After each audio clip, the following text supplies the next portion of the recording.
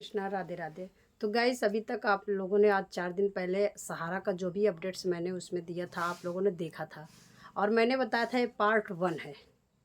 तो लेकिन उसके बाद मैंने उसी दिन पार्ट 2 भी बना लिया था, जो कि आपको अगले वीडियो में दिखाएंगे। पार्ट 2 में क्या ऐसा है जो सरकार को निवेशक लोग बोल रहे हैं सरकार को करने के लिए, क्योंकि सहारा का जो भी आजकल न्यूज़ चल रहा है मौके पर, शायद है कि बहुत गर्म न्यूज़ चल रहा है।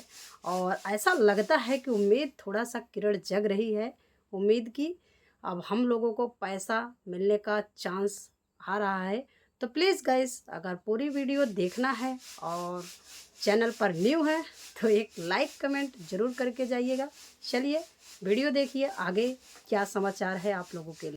अब हम लोग बात कर लेते हैं भारत सरकार की। तो भारत सरकार जब 2010 में घोटाले की शुरुआत हुई थी तो उस समय देश में कांग्रेस की सरकार थी। उसने सुप्रीम कोर्ट के आदेशानुसार घोटाले की जांच शुरू की तो और सुब्रत राय की गिरफ्तारी सुनिश्चित की थी। 2014 में मोदी जी आते हैं। मोदी जी के आने से कहीं न कहीं सहारा के निवेशकों में एक आशा की किरण जगती है। बहुत लोग आशा की किरण जगाए हुए आज भी बैठे हैं, क्योंकि 2014 तक कांग्रेस की सरकार को घोटालेबाजों की सरकार, करप्ट सरकार साबित किया गया था। हालांकि बाद में जितने भी मामले आए, चाहे 2G का मामला हो या फिर कोयला घोटाला हो या फिर कॉमनवेल्थ खेलों का घोटाला हो, सारे घोटाले में कोर्ट ने माना कि कहीं न कहीं घोटाला हुआ ही नहीं है, बल्कि सिर्फ बदनाम किया गया था।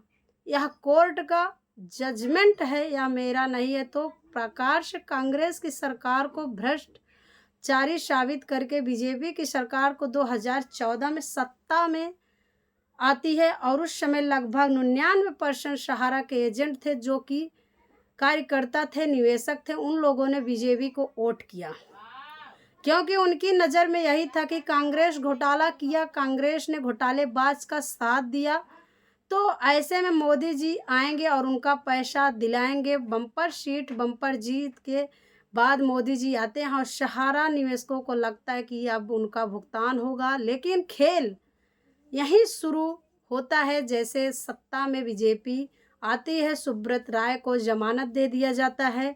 सुब्रत राय को 2 बेटे थे, दोनों विदेश चले जाते हैं, कहीं कोई गिरफ्तारी नहीं होती है, कुछ नहीं होता है, आराम से आज भी विदेशों में बैठे हुए हैं। लेकिन उन्हें भारत लाने की कार्रवाई भारत सरकार की नहीं कर रही है। मोदी सरकार नहीं जगी है। ईडी ने कई जगहों पर सहारा के ऑफिसों में सहारा के अधिकारियों के यह रेड डाले हैं, जैसा कि छापा डालें और जाके संपत्ति अपनी फिलहाल टेम्परेरी कुर्क, जैसा कि क्या हम लोग बोले कि उसको अटैच किया है। और आज अब जाके सहारा के अधिकारियों को पूछताछ के लिए नोटिस किया जा रहा है। तो आप समझते हैं कि 11 साल के बाद ईडी ने अब जाके जांच शुरू की है, जिसकी बहुत धीमी है, जो जांच बहुत धीमी तो है। इसके अलावा एक बात और है कि 2023 में सुप्रीम कोर्ट के आदेश सहारा रिफंड पोर्टल बनता है। अमित शाह और 45 दिनों में रिफंड मिलेगा, लेकिन मिलता नहीं है आज, जबकि जानते हो आज 2-3 साल हो गए लेकिन क्लेम हुआ ही नहीं, लेकिन उनका रिफंड नहीं मिल रहा है। तो बेवजह डिफियंसी के मैसेज आ रहे हैं। और आपको हम बता दें कि सरकार को खुद अपने ऊपर भी, जैसा कि आप लोग जानते हैं, सर्जिकल स्ट्राइक और एयर स्ट्राइक करने की ज़रूरत है, क्योंकि जो सरकार पिछले 10 साल में 13 करोड़ निवेशकों को न्याय नहीं दिला पाई, आगे भी उम्मीद बहुत कम है।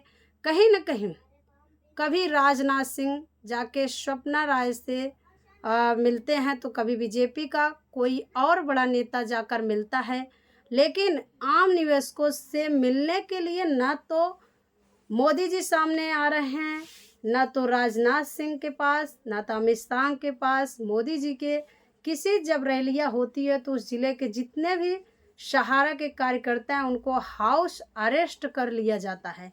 कहीं न कहीं आज समय है कि सरकार अपने खुद पर एयर स्ट्राइक करे, सर्जिकल स्ट्राइक करे और निवेशकों को भुगतान दिलाने का काम बात करें हम लोग नियामकों की, जिसमें सेबी और आरबीआई, इन्होंने भी कम गलतियां नहीं की हैं। जब सहारा घोटाले कर रही थी तब इन्होंने आंखें मूंद रखी थी।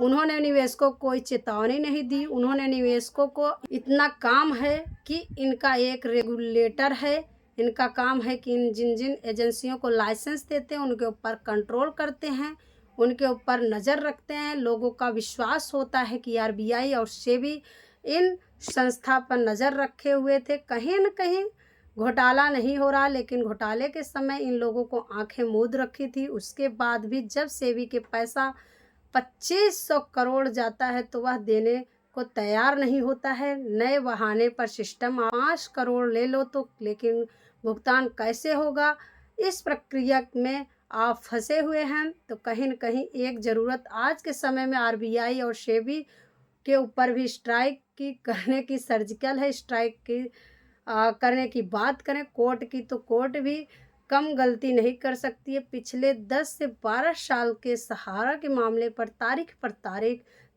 तारीख चल रहा है, जैसा कि इसमें भी एलयूसीसी में भी। फिर भी लेकिन आखिर मुकाम कब होगा, आखिर फाइनल जजमेंट कब आएगा, कहना मुश्किल है। तो आज 12 साल के बाद भी आज भी अंधेरा है, सामने कुछ नहीं दिखता है।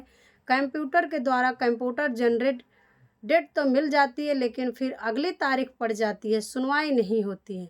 कितने चीफ जस्टिस आए हैं और गए, लेकिन शायद किसी ने इस प्राथमिकता नहीं दी। क्या कारण है, क्या नहीं कारण है, अब यह तो हाई कोर्ट और सुप्रीम कोर्ट ही बता सकते हैं। तो ऐसे में कहीं न कहीं एक सर्जिकल स्ट्राइक तो इस तारीख पर तारीख पढ़ने वाले सिस्टम पर भी पढ़नी चाहिए। आखिर कब तक 10 से 12 साल तक 13 करोड़ निवेशक 700 करोड़ रुपए का घोटाला एलयूसीसी सागा में तारीख पर तारीख मिलता रहेगा।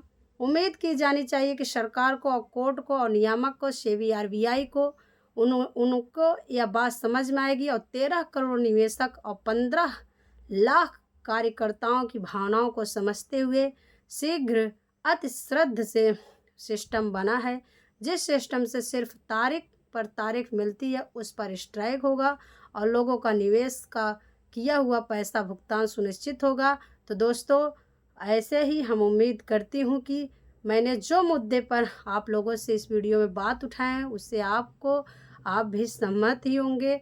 यदि आप सहारा से संबंधित कोई सुझाव देना चाहते हैं, तो सहारा से संबंधित कोई सवाल पूछना चाहते हैं, तो आप सहारा के भुगतान से संबंधित कोई सवाल पूछना चाहते हैं तो कमेंट करके पूछ सकते हैं। कि आपका जो भी कमेंट आएगा मैं कोशिश करूंगी आपके सारे कमेंट का आंसर मैं दूंगी। मुझे जो नहीं आएगा अपने सीनियर तक पहुंचाऊंगी और कमेंट के सारे आंसर आप लोगों को ज़रूर देंगी।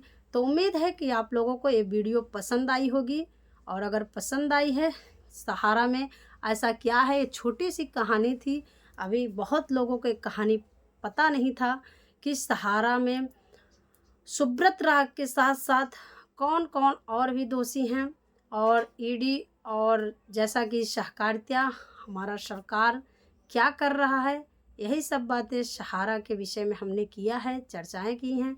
तो आप लोगों को अगर वीडियो पसंद आए तो प्लीज़, अगर नए हैं तो चैनल को बिल्कुल सब्सक्राइब कर लेना, बेल आइकन को ज़रूर दबा लेना, ताकि आने वाले जो भी नोटिफिकेशन होंगे सबसे पहले आपको पहुंचेंगे, चाहे वो एलयूसीसी, ह्यूमन, एलआईजीसीसी या फिर कोऑपरेटिव सोसाइटियाँ कोई भी हो या सहारा की हो।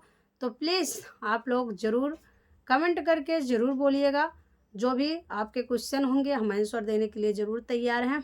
चलिए मिलते हैं आपके एक पॉजिटिव कमेंट के साथ अगली वीडियो में। तब तक के लिए कुछ जानकारी के लिए जा रहे हैं, अगली वीडियो में मिलेंगे। तब तक के लिए जय श्री कृष्णा, राधे राधे।